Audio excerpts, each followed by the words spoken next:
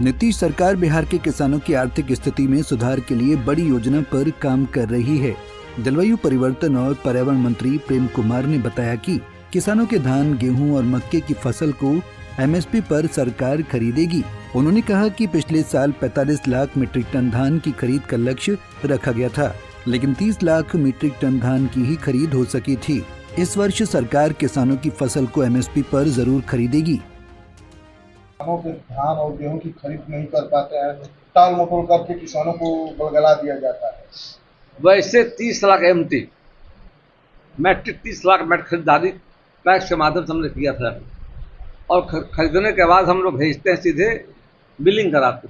Billing कराने के बाद चावल जब तैयार होता है उसको एसएफसी स्टेट फूड कॉर्पोरेशन के माध्यम से जन वितरण प्रणाली की दुकान है, वहाँ के द्वारा राज्य के गरीबों को राशन उपलब्ध कराया जा रहा है, वो काम कराया जाता है। और आगे हम और बेहतर प्रयास करेंगे, जो आप सबों को सुझाव है। बिचौलिए दूर हो। ये किसानों के धान और गेहूं की खरीद पैक्स अध्यक्ष नहीं कर पाते हैं, नमी है, तो कई कारण दिखाकर उनको बलगला दिया जाता है, जिसके कारण वो बिचौलियों को बेचने के लिए मजबूर हो जाते हैं।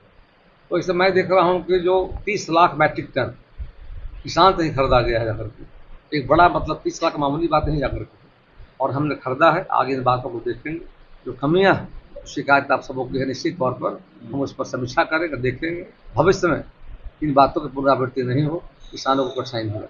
वहीं जलवायु परिवर्तन के खतरे से निपटने के लिए नीतीश सरकार जल जीवन मिशन चला रहे हैं। इसी सिलसिले में राज्य सरकार ने बिहार के सभी जिले में पर्यावरण यात्रा की शुरुआत की है। पर्यावरण यात्रा के तहत national highway, state highway, link road, आहार, पोखर और नदियों के किनारे वृक्षारोपण का वृहद कार्यक्रम चलाया जाता है। उसमें हम लोग 3 वर्षों का दिया है, संपोषण का दिया, ताकि पौधे सुरक्षित रहें, देखभाल उसकी जाकर के हो।